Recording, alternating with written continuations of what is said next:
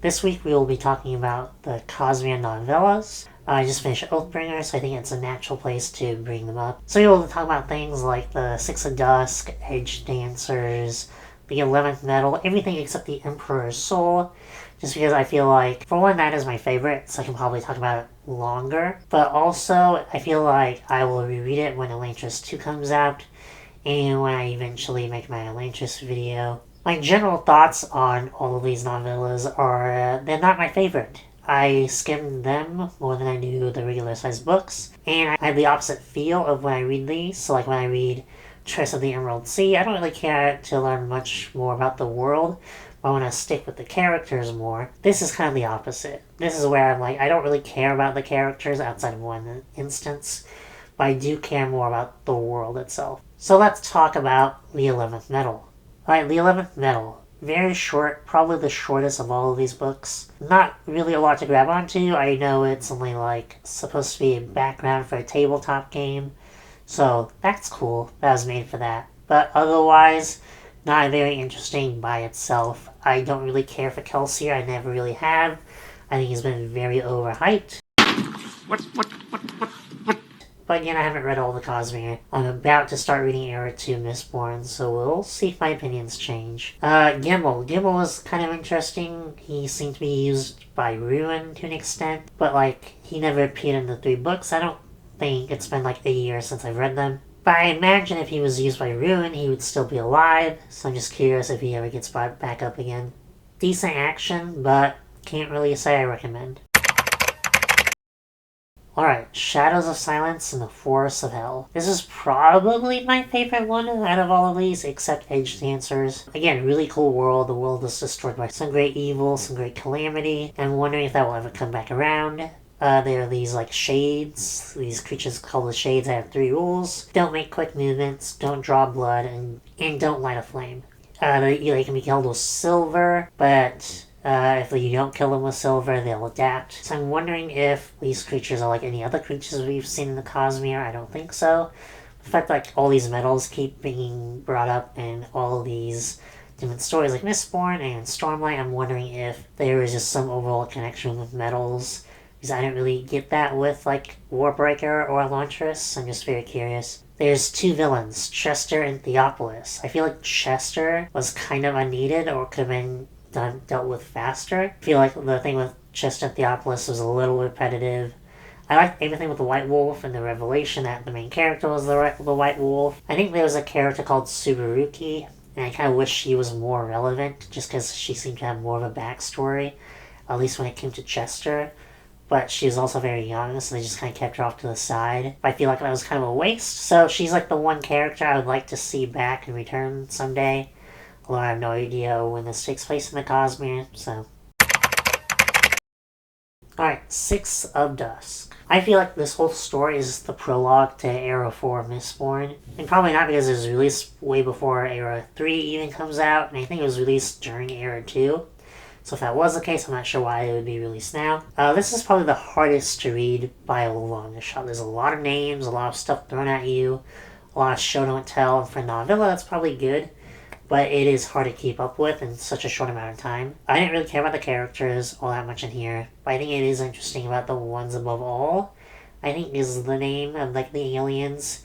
And I initially thought it was a new antagonistic force. But no, apparently it's Scadrial, the people from the Mistborn books, so that is cool. I'm wondering if they are antagonistic. Because they say they don't want to manipulate people and trade with people below them, but they are manipulating people because they're giving people technology to progress faster. So they're manipulating them, but they're not willing to trade with them yet until they've caught up to them, which I guess is chill. It's some sort of code, which is initially, if I thought it was anyone, I thought it would be the Rosharans, because they have the code, the Way of Kings and stuff. But instead, I guess, no, it is the Scadrial. I'm wondering if, just how Era 4 is gonna, happen, and, what will happen. Will Era 4, will Scadrial and Roshar have a conflict? Will they be allies? It seems to be headed toward the conflict era. And if they are enemies, who will be, the antagonists? What will the war... What will the battle, who will have the POV? Will it be Scadrial or will it be Roshar? It'll probably be both. Probably be a gray conflict instead of a black and white one. But if like Scadrial is just full on antagonistic, and we're getting 12 books to develop them, I think that's really, really cool. I'm just very curious to see what happens and how it all develops. And I'm kind of thinking more about the future rather than this novella. And one thing I forgot to mention were the aviars. They're really cool birds, but I'm wondering if they relate to the cheery that we see in Dawn Shard. They're very different creatures, but I feel like they could be related. I don't know. The aviar, apparently there was one in Oathbringer, which I didn't catch. I think there was something about like a chicken, like a green chicken that caught my eye, but even so, that's interesting. I'm wondering how they got to Roshar. And I like that Brandon Sanderson is putting effort into these creatures and having them like serve a purpose as opposed to them just being there for like aesthetics. Alright, Edge Dancer. So Edge Dancer was probably my favorite out of all of these. I like Edge Dancer because it plays with expectations. When they were talking about who is the Knights Radiant, I thought it could be Nyazna before she arrived at Urithiru. Then I thought it was the old guy, and I thought the old guy was Hoyd. And it was the old guy, but the old guy was actually something else, something called Sleepless. And then I thought it was the orphanage caretaker lady. And then I thought it was the orphan because his head healed. And then, no, it was the orphanage caretaker lady because she was the one that healed his head. So, great way to play with expectations in such a short story. I was constantly thinking about that. And that's something that gripped me to this story, as opposed to the other stories. So I really like Lift. She's apparently always 10. She has some identity crises like everyone else in this series. She kind of doesn't want to get to know people because when people meet you, they develop expectations for you. And then those expectations form you, and you develop to be a shell of your former self. And you always play within these expectations, which I think is a really interesting way to look at relationships. And I'm wondering how that will develop as Lift becomes more and more important in the future books. Now, I did read this before I read book 3, so it's been, I don't know, a few weeks since I've read this. There's a point where she had scribes to help her find out weird stuff that's been happening about the city. And there were quite a few, and I'm wondering if they're foreshadowing for anything else. I'm guessing probably not, because I read Oathbringer, and these things didn't really pop out to me. But one of them was like a woman was having an affair. One of them was about like the money laundering. And there were probably a few others, and I kind of forgot what they were, but I'm like, are they like playing a role, or are they just like there? Going back to the expectations thing, Liv kind of realizes throughout part of this story that if everyone did what they want, then there would be like no cities, no law and order. You kind of have to like sacrifice some things to be a part of society. We live in a society. Which is very true, and she tries to escape that by wishing to be eternally young. And she also talks about like her mom and how she passed away and how she couldn't do anything about it, and she didn't deserve to pass away. So I'm excited for that backstory. Because there's also this thing about remembering people. Lift constantly talks about remembering people and trying to make people not forget. She wants to kind of control the things around her, which I guess like play into that theoretically somewhat in an abstract kind of way. I'm not going to talk about Stump all too much, the caretaker, but I do like that she has some development with wanting to protect the kids as darkness goes after her. And when it comes to the conclusion of Darkness, I don't know if I really like it. Him realizing that, the end of the world is here, and he couldn't stop it, and he, breaks down and cries because his, worldview shattered, but also he's kind of insane, and Lift hugs him. I think the reason I'm kind of okay with it is two reasons. One is because it's kind of like she's there for him when she couldn't be there for her mom, but then also, it's just a unique way to end a story as opposed to, a big battle.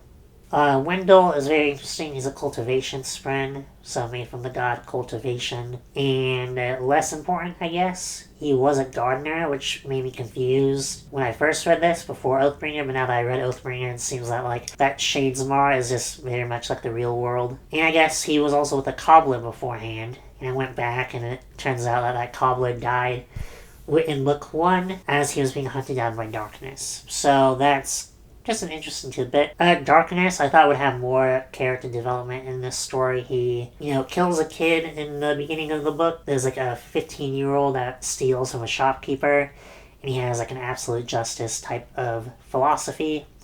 And even the shopkeeper was like, yeah, she stole from me, but I didn't want her to die. That seems a little much. But then this guy was like, no, you can't, like, have light punishments for anything. It's all or nothing. And I thought that later he would, like, maybe almost kill a kid and then not, to show some development. But then that doesn't really happen. I guess it's shown in another way where he realizes he was wrong. So, Dawn Shard. Dawn Shard might have been one of my least favorite of these. I didn't really connect with Risen or Cheery Cheery. Well, I think Cheery Cheery is a cool idea, and because it sucks in Stormlight, and it's like this creature that there's only 3 left of, and that's how they find out about, like, the Fused. And I didn't know, like, the Fused could light weave. I guess it makes sense because they can, like, fly. But most of the journey I just didn't really care about a lot of. It was more about the destination, where they find the thing showing the shattering ad nauseum, and they find all the soul casters, which I think is really cool because I don't know if they were 8 soul casters around the world before this moment, but now they maybe have doubled their supplies. There's also a shard plate. I'm really curious. Do we know who these belong to beforehand? Are they just here? I don't know. And they also found the Dawn Shard. I guess Risen becomes the Dawn Shard. But I don't know if that, like, even makes sense, really. Probably does, but I don't know. I don't know if anyone knows what a Dawn Shard is. I couldn't find anything from the web. But I guess there's only, like, 4 of them from what I could see. So that's interesting. Seems like an endgame type thing, like maybe in book 10, we'll find out. This seemed like something Brandon Sanderson had to write here, as opposed to writing somewhere else, because, yeah, it's too long of a story to put in, like, an interlude, but also, like, it seemed like something he had to do, as opposed to something he wanted to do. That's the feeling I got, where he was like, alright, I gotta introduce the Dawn Shard in some way, but maybe he couldn't figure it out. Maybe he was really passionate about this, I have no idea. But I didn't feel passionate as compared to previous books that I read of his. Overall, it's one of my least favorite out of these. Overall, I don't think novellas are a strong suit. I want to keep writing them, and he will. I think there's one coming out this year. Overall, an okay experience. I kind of read these because I'm a completionist and I want to read all of the Cosmere, but I don't know if you really need these, at least not right now. You probably will in the future, which is like another reason why I partially read them. They're all quick reads. You can probably read about all of these in like a day, maybe 2 days. Not crazy. But yeah, what did you guys think about them? Do you guys really like them? I'm curious to know about, like, the community's consensus on these short stories. I don't really see a lot of YouTube videos about these books. They seem to be sticking to, like, the main books. It doesn't seem like Brandon Sanderson's novellas get a lot of attention, so I wanted to at least bring them to people's attention, even though I didn't really, like, love them as much as, like, even Elantris, which is my least favorite mainstream book. So yeah, let me know what you thought about them in the comments down below.